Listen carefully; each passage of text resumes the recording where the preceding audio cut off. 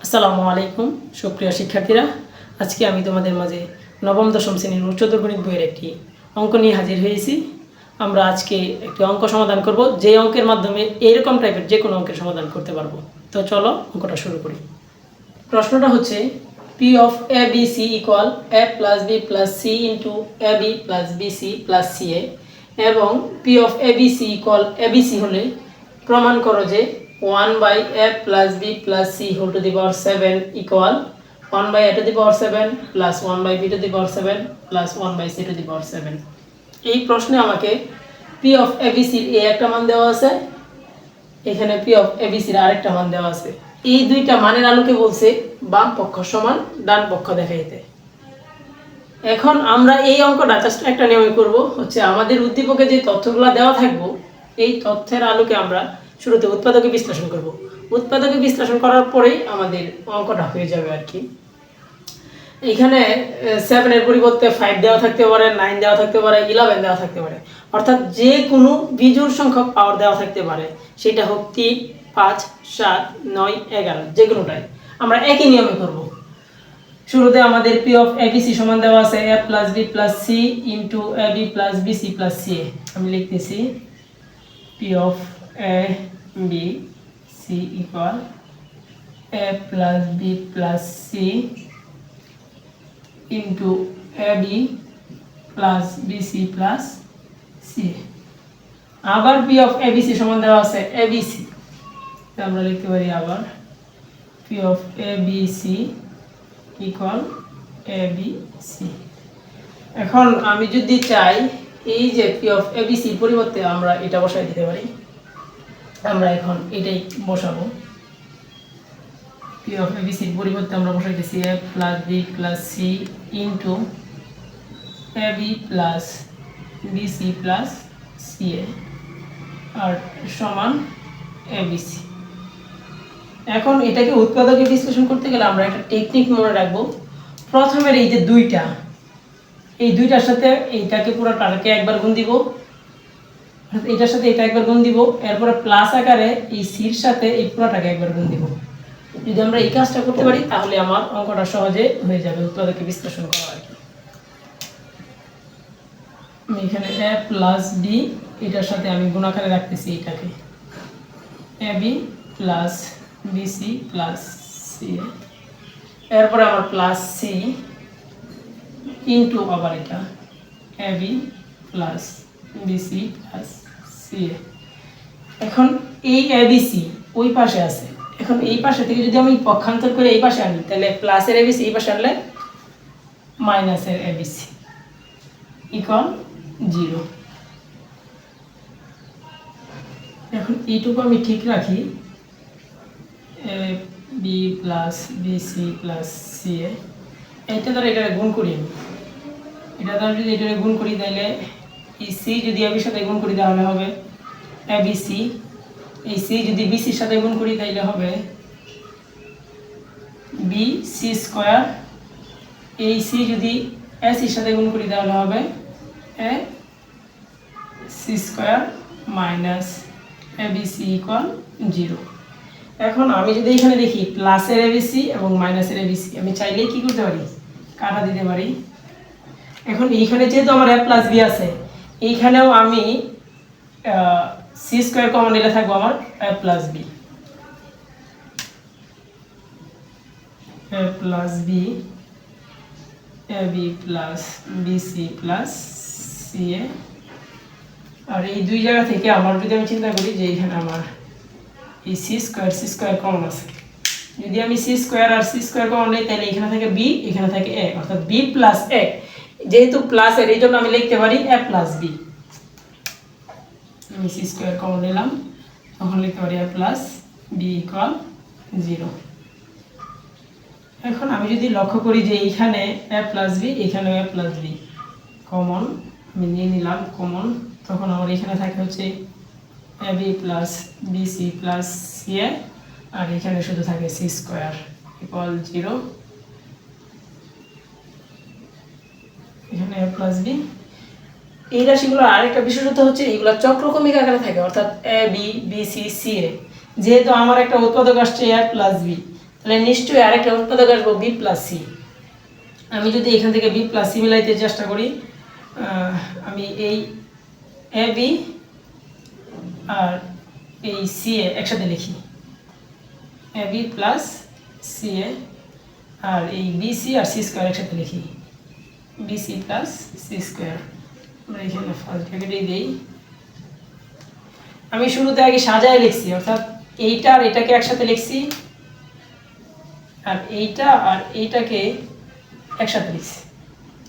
এখন আমরা এখান থেকে কমন নিতে পারবো,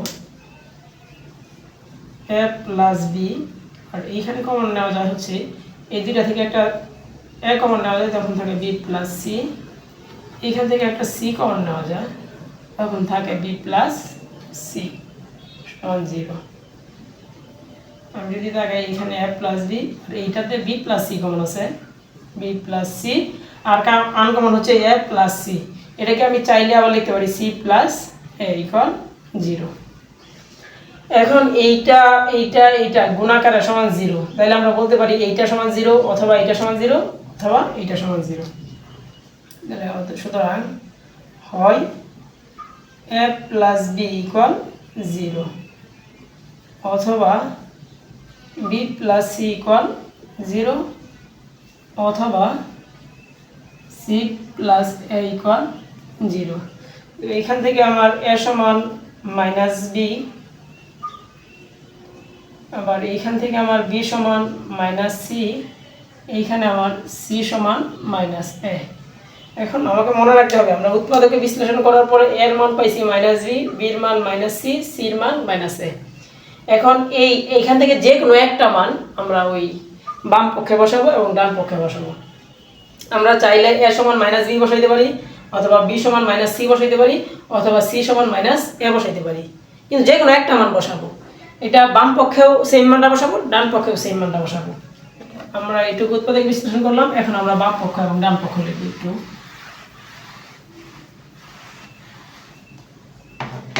এখন আমার বাম পক্ষের দিকে যদি আমি তাকাই, বাম পক্ষ সমান 1/a plus B plus C whole to the power 7। আমরা এখন একটা মান চেঞ্জ করবো, ধরি আমরা যে মানটা চেঞ্জ করবো, এ সমান মাইনাস বি, এর সমান বসাবো মাইনাস বি। এটা আমি বাম পক্ষে বসাবো এবং ডান পক্ষে বসাবো, কিন্তু আমি যদি ডান পক্ষে এক মান বসাই, বাম পক্ষে আরেক মান বসাই, তাহলে কিন্তু অঙ্কটা মিলবো না। তো এখানে আমি এর পরিবর্তে বসাই দিতে পারি মাইনাস বি, মাইনাস বি, এই এর পরিবর্তে বসাই দিলাম minus B plus C whole to the power 7। এই মাইনাসের বি প্লাসের বি কাটা দিলে থাকে শুধু সি, তাহলে 1/c টু দি পাওয়ার 7। এটা হচ্ছে আমার বাম পক্ষের মান, 1/c টু দি পাওয়ার 7। এখন একইভাবে আমি ডান পক্ষের মান বের করব। তো ডান পক্ষের মান যদি আমি লিখি, ডান পক্ষের মান আছে 1/a to the power 7 plus 1/b to the power 7 plus 1/c to the power 7।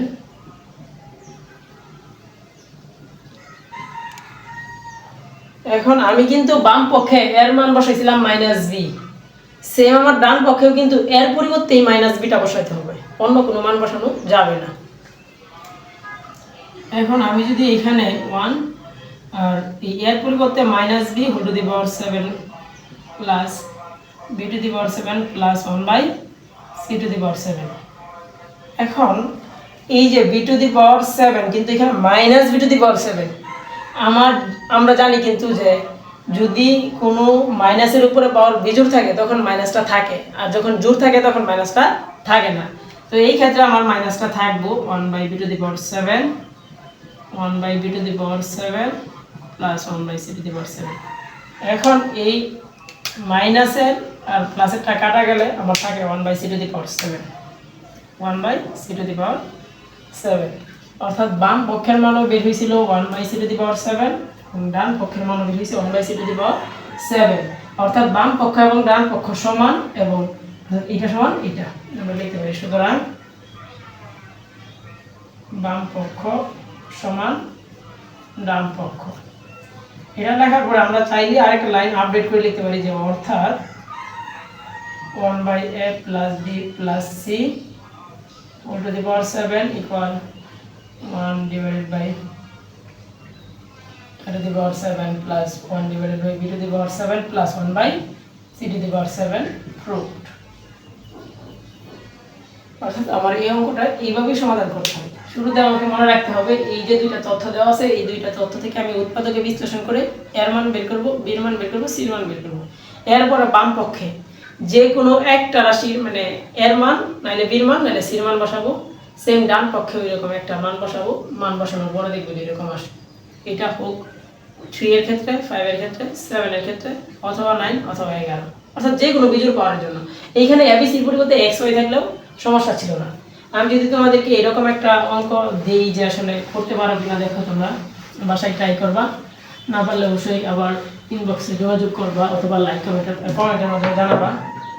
যে আমি যদি বলি যে P of X Y Z equal X plus Y plus Z into X Y plus Y Z plus Z X এবং P of X Y Z equal X Y Z হলে দেখাও যে